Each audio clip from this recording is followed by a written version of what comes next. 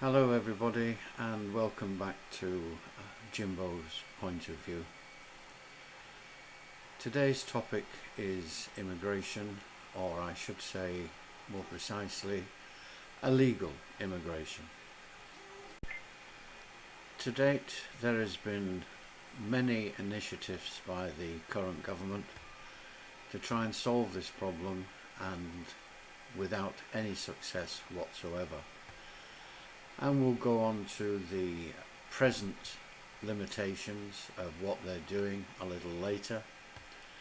But first I wanted to take you back to the days when the illegal immigration were people trying to get on the backs of trucks to come in. It was moderately successful in the fact that they did get through, but also it was unsuccessful by the means that the customs and immigration stopped them coming through by inspecting all of the wagons, or most of the wagons that were coming across, and detecting through various means, scientific, like measuring the amount of oxygen in the lorries and finding people that way. Also, the government made it a fine, I think it was about £10,000, for the company of the trucks if they brought illegal immigrants into the country. This had the effect that it stopped most of the immigration coming in that way, but of course, as we all know, they then changed their methods and they went on to coming across in small boats. Before we go on to how the present government is trying to tackle legal immigration by small boats, let's have a look at the reasons why these illegal immigrants are coming. Most people will say it's because for monetary reasons. They think this is a better place, they will get more money, etc., when they come here. But if you look at the main reason why they're coming, it is a lot of genuine as well as immigration purely for commercial reasons. Anybody who's spending thousands of pounds to get into the UK and paying those thousands of pounds to the gangs that provide the boats, provide the so-called life jackets, they have a reason for coming.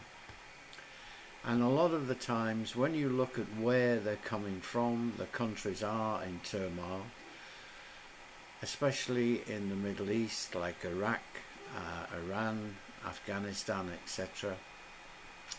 But we've also got the people who come on for commercial reasons, and they're coming from Africa and India, Pakistan, etc., etc. Once they're here, it is extremely difficult to get rid of them.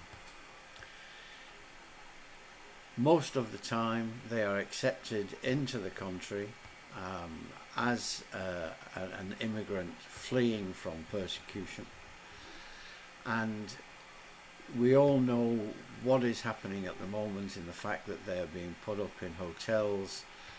And now there are different schemes, such as sending them to Rwanda, putting them on barges, putting them on cruise ships, to try and stem the flow. And it's not working. And in my opinion, there is very little chance of it working unless you go back to the people who are actually making it possible. And that is the gangs who are processing these illegal immigrants for whatever reason that the immigrants themselves want to come across. They couldn't do it without these illegal gangs who are providing the boats, etc., etc. So what can we do about it? Well, the way the government is going at the moment, I don't think it's going to work. I don't think there is any possibility of stopping them in mid-channel. The international courts of justice will not allow us just to turn them around. We certainly can't prevent them coming unless we go and tackle the gangs themselves. And who's going to do that? Well, we know a lot of these gangs are Albanians. We know that we can actually return Albanians back to their own country because a lot of them are coming here for criminal purposes, such as drug dealing, dealing with prostitutes, etc., etc. The only people that could really deal with those is the people that they're on the land of, and that tends to be mainly France. And we've tried giving them, I think, up to £500 million and still have had no success to date. So, what can we do? All we can do is complain, and of course we can vote. I don't think Labour have got any alternative plans that will actually work. All of us can see the day-to-day happenings. If you go to your doctor's surgery, you can see that there is a lot of immigrants in there. They're taking up space in hospitals. In some parts they're taking up place in schools, and of course housing is absolutely horrendous because they're almost, we're having to house them on humanitarian grounds.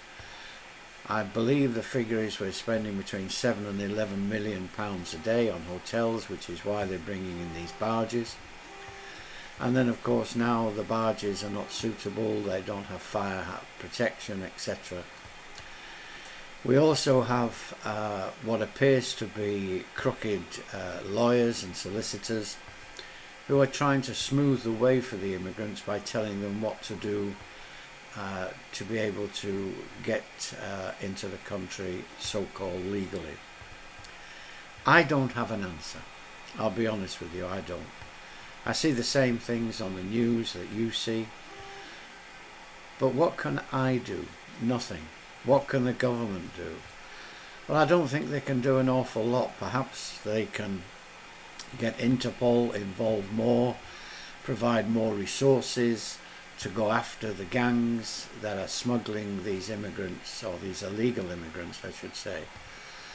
Make it easier to process these immigrants so that we know if they are illegal or genuine, and if they're illegal then we just send them back to where they came from.